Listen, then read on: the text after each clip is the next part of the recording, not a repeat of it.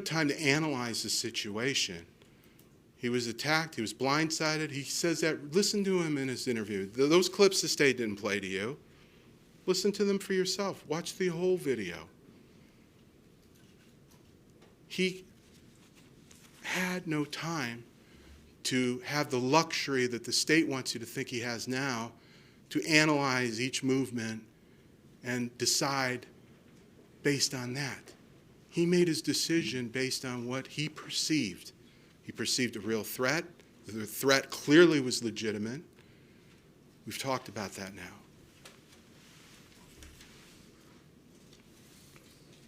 Mr. Bedard, as I said, he said police officers should, and when it's a law, and that's another thing too. The state keeps talking about police officers and security officers, and they're piling on you this confusion, this standard. Mr. Drejka is not held to the standard of a law enforcement officer. He doesn't have that kind of training. Law enforcement officers, obviously, as you heard from the testimony, have hundreds of hours of training. They give you 4 hours training and get a concealed weapons permit for 4 hours. It's not like a police officer. To say that he should respond like a police officer, you should know the same things that a police officer would know. Is it ridiculous? He doesn't have that information.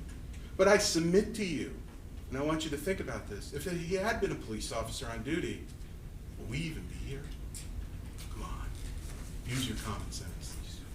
Would we even be here if he was really a sworn law enforcement officer in the same exact actions?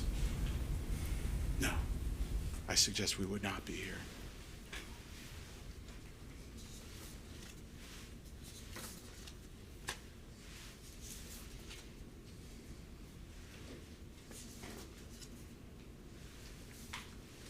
The state wants to cherry pick certain statements that Mr. Drejka made and keep repeating those and replaying those to you in their argument. Look at the totality of his statements. They want you to think, I think Mr. Rosen wants to say, well, he lied about this and he lied about that. Or is that just the way he perceived things? Because he obviously gave a full interview and consented. People perceive things differently, as Dr. McLean said. Doesn't mean that they're lying. Doesn't mean the referee is lying when he said that a foul occurred and a replay shows it didn't. Doesn't mean he's lying. Doesn't mean he's a bad person. Look at the case through the perceptions of the defendant.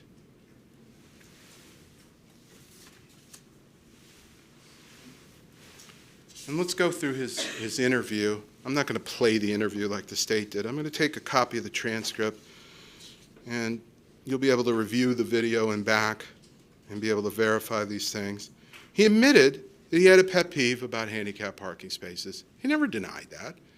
He said that was his issue. And there was some discussion about a family member or family members who had disabilities. It's not a crime. You heard it in jury selection. Several people had issues with that. Very strong feelings. Not a criminal act. So he walks around the car. Not a criminal act. He looks for a placard. Not a criminal act. He engages in conversation with the driver. Again, not a criminal act. The first criminal act occurred was by Mr. McLaughlin when he came out of the store, high on MDMA, viciously attacking Mr. Drejka. That's what the case is really about. They don't want me to say that. They're probably twitching over there right now. They don't want you to hear about how he was high and how he attacked him. They want to focus on Mr. Drejka. Well, didn't you see this slight step or this step back? Why would you fire if he stepped back? Where other reasonable people see that as blading or taking an aggressive posture, hiking up the shorts, ready to fight, turning sideways to fight. These, as Dr. McLean said, are instinctive moves. Mr. McLaughlin was there to beat him. Do you really have any doubt about that? Mr. McLaughlin and his girlfriend were going to beat him. That's exactly what she said. She told the defendant, she said to Mr. Drejka, wait till my man comes out. And then she got out of the car as soon as she seen him. What do you think she got out of the car for? To hug him? She got out of the car because the two of them were going to beat him to the ground. Mr. McLaughlin started it, but the game changed when the gun came out. But it was too late. Because as I said, you have to consider that one entire episode, pulling the gun, firing the gun. It's one event. You can't break it down now. Is that fair to Mr. Drejka to break it down frame by frame and say, wait, you see this little spin he's making? He was retreating. If he was retreating, he would have backed all the way up right away. He wouldn't have attacked him to begin with if he was a reasonable person.